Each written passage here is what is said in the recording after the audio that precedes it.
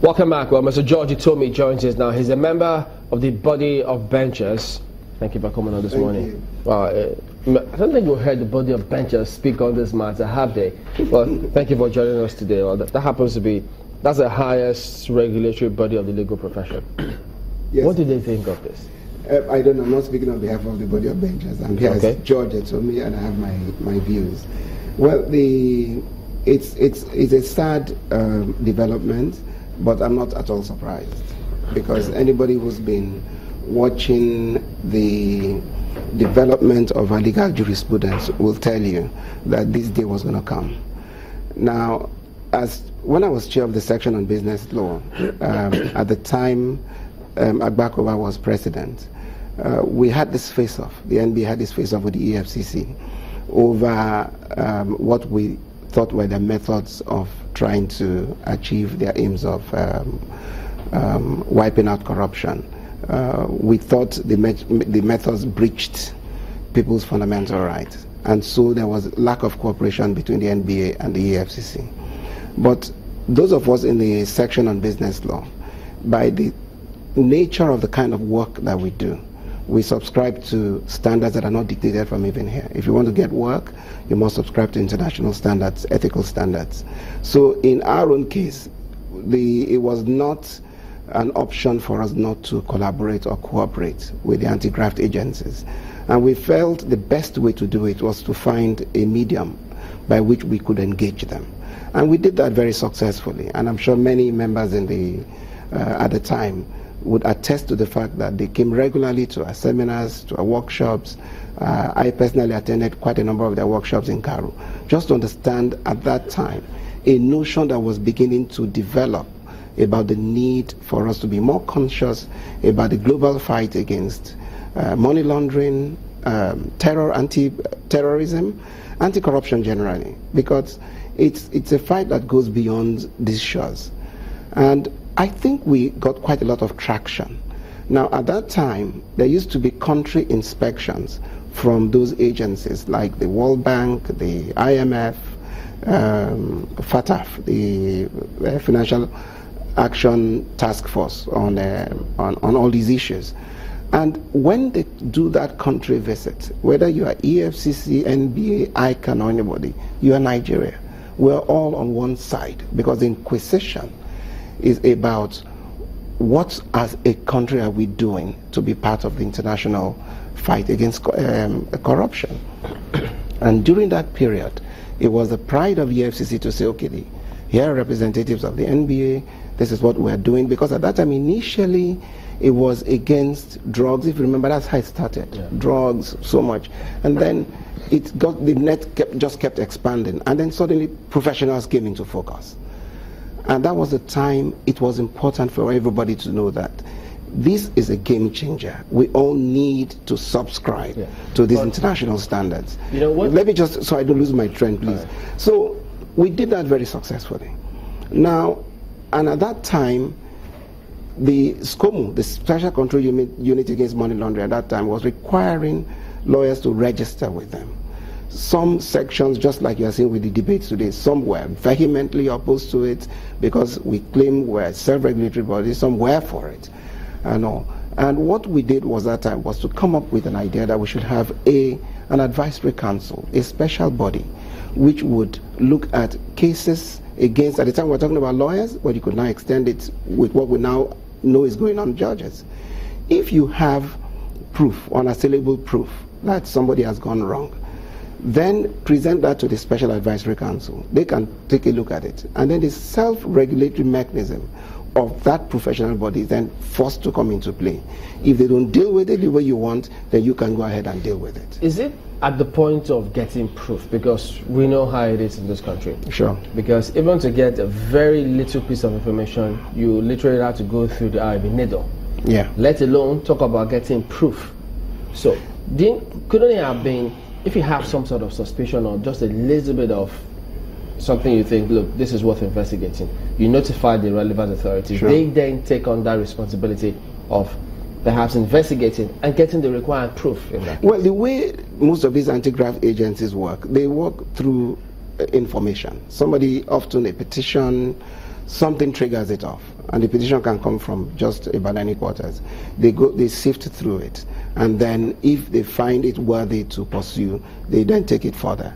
They have the collaboration of everybody you can think of, the banks, and that's why I tell many of my colleagues, when they say come register, and what registration means today, we're under duty, for example, to report transactions of a certain magnitude to them. Those are the reporting requirements.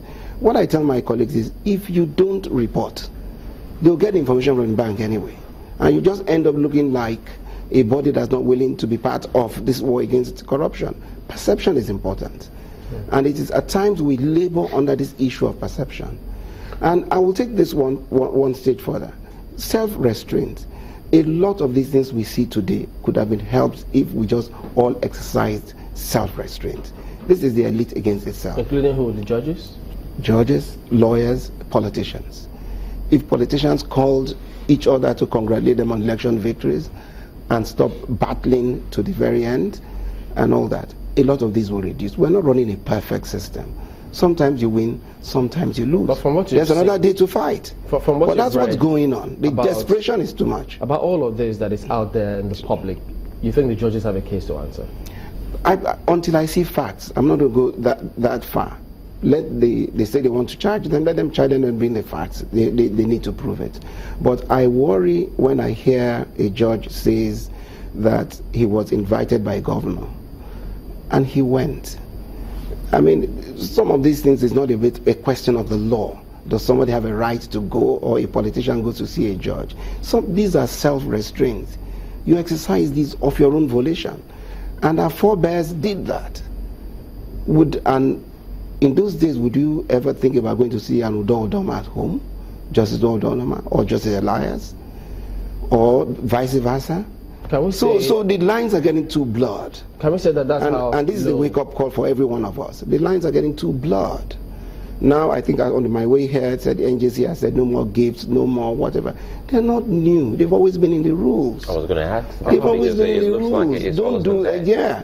But at times, you see, things get blown to the point where you don't know that you're doing the wrong thing. And people are just gotten so used to it. At times, they talk about it. But this is a wake-up call for every one of us. We just need to go back to the drawing board. Because if the elite don't work for their interests, there'll be no society left. Let's talk about the appointments, because it will seem as if we've had a skewed appointment process, bringing up those that would become judges. How has it been for you as a practitioner when you go back to look at the appointments of judges? It's been a tragedy. I know one of my colleagues alluded to this sometime last week. It has been.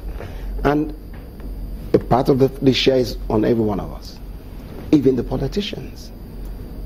The method by which the people who hustle to go to the bench, because it's a very glorified position. That is why it's called elevation. It's an elevation. So if somebody wants to wear the toga, the mantra of somebody who you look up to for justice, then he must answer that name. But what do we see today? Good ones are shoved aside. Those for political expediency are pushed forward, because the system is not a straightforward system. There's a recommendation by the NJC to the president in the case of federal judges and to the governor in the case of state judges.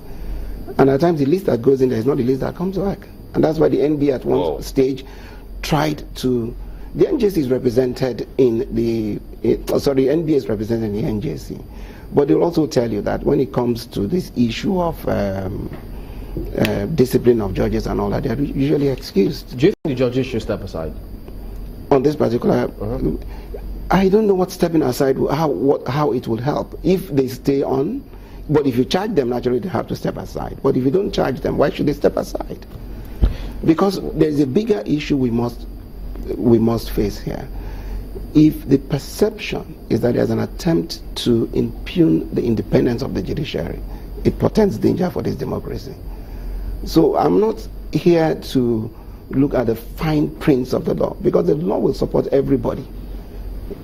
Does DSS have the power to do this? Do they have to? The law will support everybody. But what we must protect is our democracy. All right, let's bring Mark in on this one. Mark.